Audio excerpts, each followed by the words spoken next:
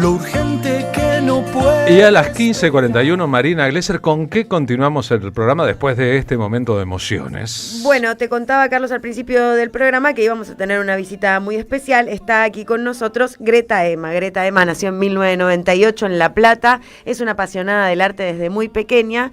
Se licenció en Artes Dramáticas en la Universidad Nacional de las Artes y además de actriz es improvisadora, profesora, directora teatral y escritora. Su primera novela se llama Lluvia de Primavera.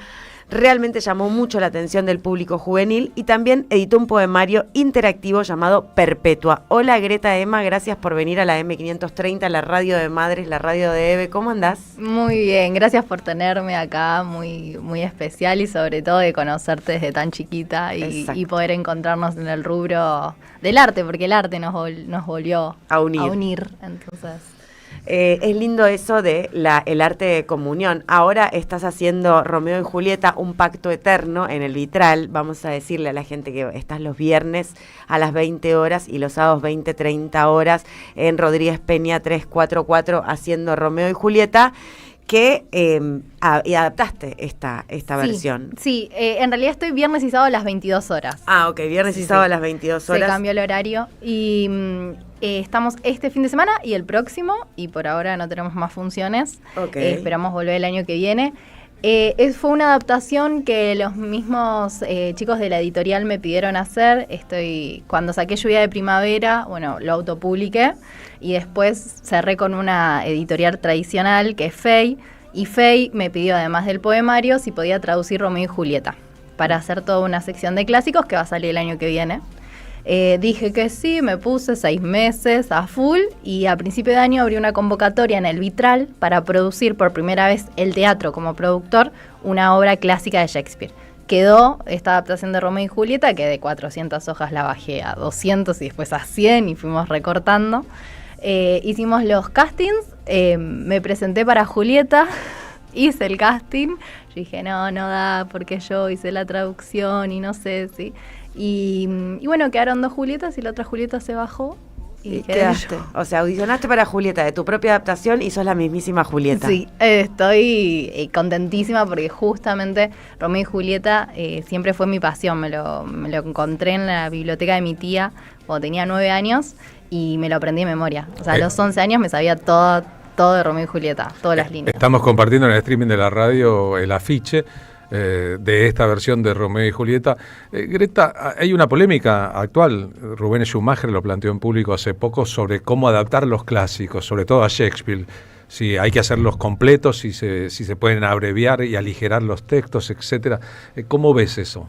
Leí lo que dijo, sobre todo cuando hice la adaptación para teatro, lo pasé de tú a vos, me pareció que necesitábamos tenerlo más cerca. En lo que a mí respecta, creo que Shakespeare siempre le escribió al público en general, no es un teatro solemne, no es un teatro de élite. Entonces era muy mal hablado, era muy...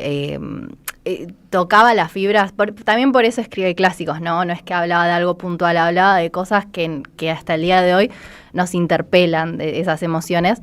Entonces sí, creo que lo más difícil era... sacar esa solemnidad que la gente le pone a Shakespeare solo porque es antiguo, pero en su momento no era solemne, entonces quisimos adaptar las cosas para que lo podamos sentir parte de ahora. Harold Bloom en el Canon Universal dice que Shakespeare es Dios. Escribe como Dios debería haber, en caso de que Dios exista, a los seres humanos. La invención de lo humano. La invención de lo humano, digo, que es el Harold Bloom, que es un gran crítico anglosajón, dice que Shakespeare es el más importante junto a Cervantes de todas las épocas, porque su obra básicamente es una mirada de Dios sobre la condición humana. No escribe historia, sino escribe sobre la condición humana. Ahora, sí. ¿Cómo traer al siglo XXI una acción dramática anclada en el siglo XVI? Es todo un asunto, un desafío. Sí, nosotros no lo actualizamos para que sea en un contexto contemporáneo. Nosotros decidimos seguir, tener un lugar atemporal y también al lugar, o sea, que no sea específico, pero que no haya celulares, que tampoco la escenografía sea como sí o sí del 1598, creo que se escribió. Pero que aunque en las formas de actuar sí se encuentre una contemporaneidad, sobre todo de la adolescencia, porque los chicos son adolescentes y no queríamos que queden, ay, es un amor a primera vista, ¿no? Es un amor intenso, es una calentura, y también está la prohibición de los adultos y cómo eso se hace querer más cuando alguien te prohíbe algo. Como todavía está esa polarización, ¿no?, entre Capuletos y Montescos, cuando alguien pertenece a una clase social o un sector social y otro a otra, y no son compatibles esas relaciones que cohesionan, ¿no? Y un poco hablábamos al principio de cuando llegaste de que el arte hace una posibilidad de puente o de cohesión, cuando un arte dramático no es para el élite, sino es para el común o la mayoría, ¿no? Vos decís, escribía para las mayorías. ¿Te encontrás actuando de Julieta como para las mayorías? ¿Cómo ves este momento de actuar, de escribir, con todas las interdisciplinas que haces y que llevaron tu formación y que te dan sos bastante consistente en todos los rubros, digamos, en la actuación, en la adaptación, en la escritura? Gracias. Fue difícil encontrarla porque yo sentía que tenía que hablar desde mi yo adolescente. Entonces digo, para que a la gente... Yo quería que... Bueno, sos muy joven. Sí. ¿Cuántos años tenés? 27. Bueno, claro. Sí, pero... Dice el pediatra de... Julieta tiene en la hora 15. 13. Estaba una semana que cumplí 14. Igual también siento que esa edad de antes es como los 30 de ahora. Claro, se prolongó la adolescencia. Porque la expectativa de vida era de 40 años. Los padres literalmente tienen 27, 28 tiene la madre, y le dice, yo a tu edad ya te tenía, y sos un desastre, porque es como que a los 30, viste, que nos obligan a las mujeres a ser madre, pues a los 30 te van preguntando, empiezan esas preguntas. Ya comenzaron a preguntar a los 27, es como, bueno, ¿y cuándo sos madre? Digo, también hay algo ahí de Julieta. Estas eran madres de 14, digamos. Totalmente. En Shakespeare. Y ya eras grande, a los 14 para tener un hijo, para los 30...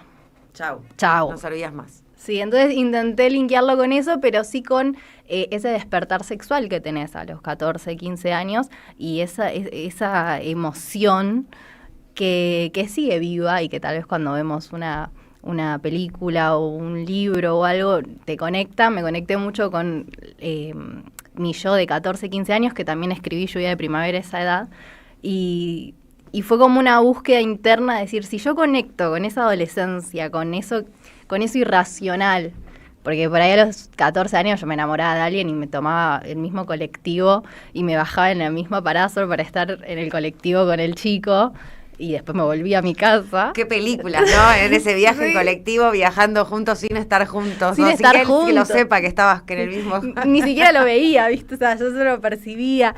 Y esas cosas a los 27 no se hacen. Es como, bueno, ya está, me voy a mi casa. Entonces, quería sentirme así y hacer sentir al público adolescente, aunque sea un poquito de nuevo. Bien, no sabemos nada del amor. No sabes si eso no te pasa a los 57 o a los 67 o a los Sería 47. Sería lindo ir en el mismo bondi pero te a la los 50, ¿no? Otra vez, ¿no? Respirar el aire que el otro respira. Sí. ¿No? A lo mejor eso pasa otra vez. Pero vos dijiste que no sabés si es amor o calentura. Sí, lo dejamos abierto a que la gente... ¿Son dos cosas distintas en principio? Sí, yo creo que sí. Entonces, pero vos no sabés si lo que les pasa o sí sabés. Yo como actriz prefiero no saberlo, me gusta jugarlo función por función, ¿viste? ¿Y como autora de la adaptación? Es que voy a citar a Barthes, la muerte del autor, ¿viste? Cada uno tiene su interpretación. A mí me gusta jugarlo porque es más una calentura, pero que siendo adolescente no puedes identificar qué es calentura y qué es enamoramiento. O sea, lo puedo pensar con mi mente de hoy. Podemos pensar también que a lo largo de más de 400 años, muchos más, ha habido centenares y centenares de traducciones a todas las lenguas preexistentes y a las que existen hoy. El castellano antiguo, cuando se tradujo Shakespeare, era muy distinto al castellano de hoy. ¿Por qué traducirla de vuelta? Y traducirla desde el original. Estaba loca. Tardé 6 meses. Yo dije, ¿para qué me metí en esto? Quería captar la esencia, más que todo. Era más para mí decir, quiero realmente captar la esencia de lo que quiso decir Shakespeare, me costó un montonazo porque hay juegos de palabras que no existen en el español y que casi no existen en el inglés contemporáneo. A esta altura ya no existen. Sí, claro. Y después buscar un equivalente. También decidí no hacerlo en vosotros, incluso la traducción que más me gusta es de Neruda, que de Romeo y Julieta, pero sigue estando en vosotros. Como que si lo traducimos de un inglés antiguo, va a un castellano antiguo. Y no, vamos a poner ustedes, porque nosotros no usamos vosotros, usamos ustedes. Entonces... y ustedes es Argentina. Sí. Es una versión de Romeo y Julieta autóctona argentinísima, porque vos, eso me impresiona, ¿no? Estás recontraformada, tenés 27 años, ¿ves un poco el devenir de lo que está sucediendo? Y ahora que adaptaste Shakespeare, de cómo empezaste tu formación y decidiste incorporarte como trabajadora de la cultura a este país y a esta Argentina, y cómo estamos ahora. Sí. ¿Lo notás? Sí, está muy difícil este último año. Me recibí el año pasado, a mitad de año. Felicitaciones, licenciada. Muchas gracias, después de una pandemia en el medio. Comencé en el 2017 y lo terminé en el 2024. Pasé por 3 gobiernos en el medio. Se vio un impacto muy grande desde cuando entré, que estaba Macri, la pandemia también nos agarró con Alberto y después con Milei. Lo terminé con mucho miedo de saber que tal vez no la terminaba porque cerraba. La promo que vino después de mí casi que no tuvo clases porque fue con la facultad tomada. Con todo lo del presupuesto, la de financiación universitaria. Sí, yo llegué justito antes, pero lo metí así diciendo, tal vez soy la última promo de esto. Con mucho miedo se vivió también el último año con una desesperación de qué nos está pasando, mucha persecución. Se han dicho muchas mentiras de la Universidad Nacional de las Artes, de que estaba tomada, por ejemplo, se dijo una vez a finales de 2023, y era una asamblea que siempre se hace en el patio, una asamblea abierta que no es obligatoria, y como llovía se hizo en la escalera, sin tomar ningún aula, y se hizo viral, y nosotros solo comentábamos, no está tomada, es una asamblea, y todas las personas que comentaban ahí nos llegaban a nuestro Instagram mensajes de te voy a ir a buscar con un falcón verde a la universidad. Como un hate viste que fueron exactamente al nudo cultural. Bueno, de eso un montón. Finalmente sabemos que el Ministerio de Inseguridad Humana nunca hizo las auditorías que decía haber hecho, que los resultados de las elecciones nunca fueron los resultados de las elecciones que se difundieron primero. Las políticas del odio y las redes sociales son una combustión que nos trajo hasta acá. Sí. Y es más o menos así, no hay mucho más que decir, salvo que si vemos algunas obras de Shakespeare, como Macbeth, tal vez comprendemos de qué se trata este gobierno, gracias a Pompeyo Diver por su versión de Macbeth, que nos ayuda a pensar. También tiene mucho tiempo, pero cada vez se agrava más la relación incestuosa entre locura y poder, entre violencia y familias de poder en la máquina de destrucción de los seres humanos. Así que por eso es que importa tanto Shakespeare tantos años después, ¿no? Bueno, yo quería poner Capuletos con K.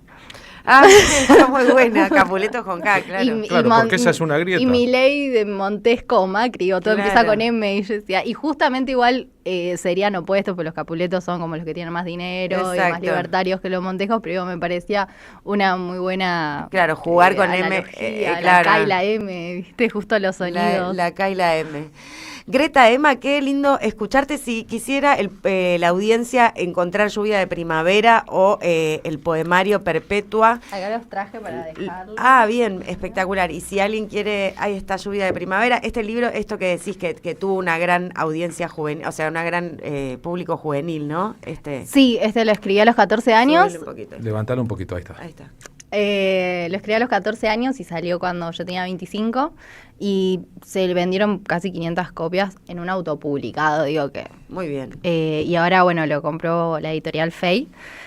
Habla justamente es un romance que van creciendo juntos, se habla sobre el amor, la amistad, los diferentes tipos de amor. Se puede conseguir en la librería Pitbook, que es una librería virtual online y que también está... Perpetua, no tengo más, traje el mío que está todo escrito, marcado. ¿Qué es el poemario Perpetua? ¿Qué es el poemario Perpetua? Que es un poemario interactivo. Entonces vos podés ir leyendo y haciendo actividades que tengan que ver con ese mismo poema. Hermoso. Y- Perpetua y lluvia de primavera. Los espero. Obviamente tienen entradas para sortear, toda también para la radio. Este finde y el otro a las 22 horas en el Teatro El Vitral. Nos queda un poquito así de programa. Podemos sortear un par de entradas para la función de mañana sábado a los que tengan ganas. Gracias por haber venido. Romeo y nada. Julieta, un pacto Gracias. eterno. Gracias, Greta Emma. Un placer tenerte acá. Nos queda pendiente esto. Somos Radio AM 530.